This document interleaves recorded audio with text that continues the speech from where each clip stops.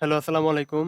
আপনারা অনেকেই Adobe Illustrator অথবা Adobe Photoshop এ এই ধরনের সমস্যা ফেস করতেছেন। তো এই সমস্যাটা আমরা সকলেই কিন্তু ফেস করতেছি। আমরা যারা Adobe সফটওয়্যারগুলো ইউজ করি আমরা সকলেই কিন্তু এই সমস্যাটা ফেস করতেছি কয়েকদিন যাবৎ।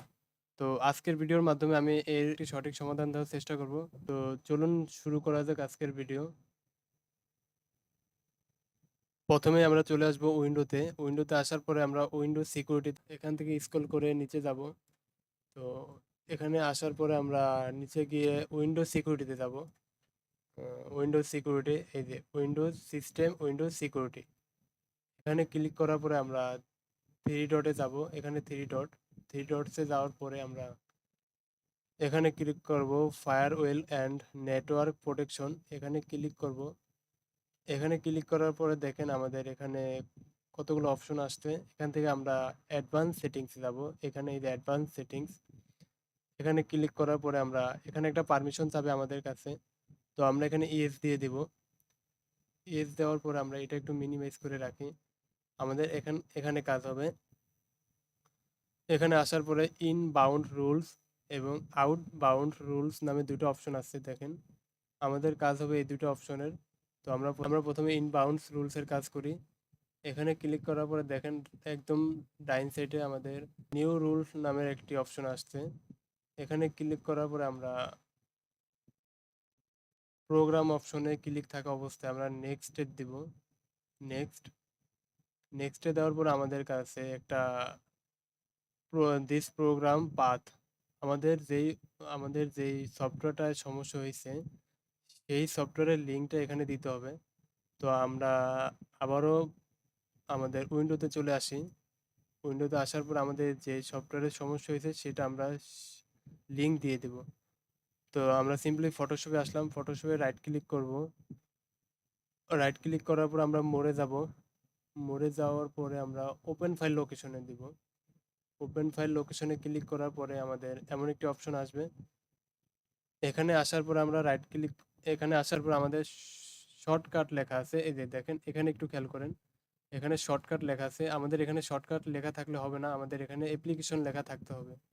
তার জন্য আমরা আবারও রাইট ক্লিক করব মাউসের। রাইট ক্লিক করে আমরা ওপেন ফাইল লোকেশনে দিব। ওপেন ফাইল লোকেশনে দেওয়ার পরে আমরা ওপেন ফাইল লোকেশনে দেওয়ার পরে আবারও আমরা রাইট ক্লিক করব। এই যে দেখেন ওপেন ফাইল লোকেশনে দেওয়ার পর আমাদের এখানে কিন্তু অ্যাপ্লিকেশন লেখাটা চলে আসছে। এখানে আমরা তারপরে রাইট ক্লিক করব। আমরা এখান থেকে কপি করলাম। কপি করার পরে দেন আমরা আবারও এটা মিনিমাইজ করে আমরা আমার এখানে চলে আসব। এখানে আসার পরে আমাদের কপি করা লিঙ্কটা এখানে পেস্ট করে দিব কন্ট্রোল ভিতে পেস্ট করার পর আমরা নেক্সটে যাব। দেখেন আমাদের এখানে কিন্তু একটা প্রবলেম দেখাচ্ছে। এটা মূলত কেন দেখাচ্ছে আমি বলছি আপনাদেরকে। আমরা এখানে এটা কেটে দিলাম। দেখেন এখানে আমাদের লিঙ্কের সাথে একটা কোটেশন চিহ্ন আছে, দেখেন একদম উপরে।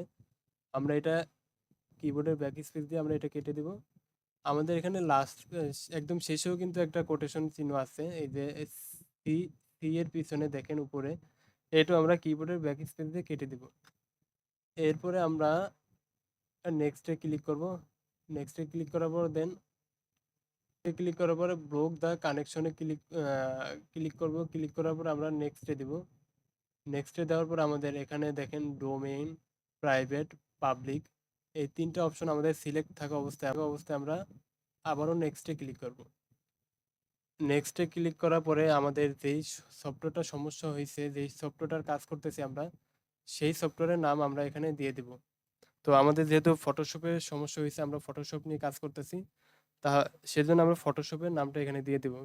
PHOTO photo, SHOPE Photoshop, Photoshop 1 লিখে দিলাম। তারপর আমরা ফিনিশ করে দেব।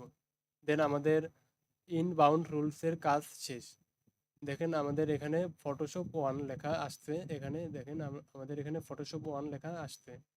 তারপর আমরা আউটবাউন্ড রুলসে যাব। এখান থেকে আমরা নিউ রুলসে যাব। এখানে আসার পর আমরা ঠিক আগের মতোই আমরা এখানে প্রোগ্রাম সিলেক্ট থাকা অবস্থায় নেক্সটে যাব। নেক্সটে যাওয়ার পর আমাদের ফটোশপের ইউআরএলটা দেওয়া লাগবে।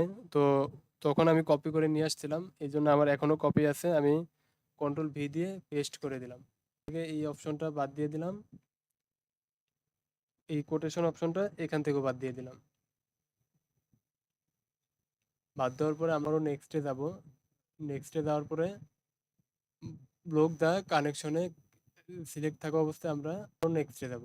নেক্সটে যাওয়ার পর ডোমেইন প্রাইভেট, তারপর হচ্ছে পাবলিক, এই তিনটা অপশন সিলেক্ট থাকা অবস্থায় আমরা নেক্সটে যাব। নেক্সটে যাওয়ার পরে আমরা এখানে আমাদের ওই ফাইল নেমটি দিয়ে দিব ফটোশপ, PHOTOSHOP ফটোশপ। প্রথমটা আমি নাম দিয়েছিলাম ফটোশপ 1, এখন আমি ফটোশপ 2 দিয়ে দিলাম, 2 দিয়ে ফিনিশ করে দিলাম। তো দেখেন আমাদের ফটোশপ 2 এটাও চলে আসছে। আবার এখানে ক্লিক করলে আউটবোর্ন রুলসে ক্লিক করলে আমাদের ফটোশপ 1, দেখেন এই যে ফটোশপ 1 দুটো অপশনে কিন্তু আমাদের চলে আসছে। আমাদের এখানে মূলত আমাদের কাজ শেষ, আমাদের এই দুইটা অপশনের কাজ ছিল। তো এখান থেকে আমরা বের হয়ে আসি। এখান থেকে বের হওয়ার পরে এখন কিন্তু আমাদের সফটওয়্যারগুলো ঠিক আগের মতো হয়ে গেছে। এখন কিন্তু আমাদের কোনো সমস্যা নেই, আমরা কিন্তু এখন সফটওয়্যারগুলো ওপেন করে ইউজ করতে পারবো। তো আজকের ভিডিও এই পর্যন্তই। যদি ভিডিওটি ভালো লাগে তাহলে আমাদের চ্যানেলটি সাবস্ক্রাইব করে আমাদের পাশে থাকবেন।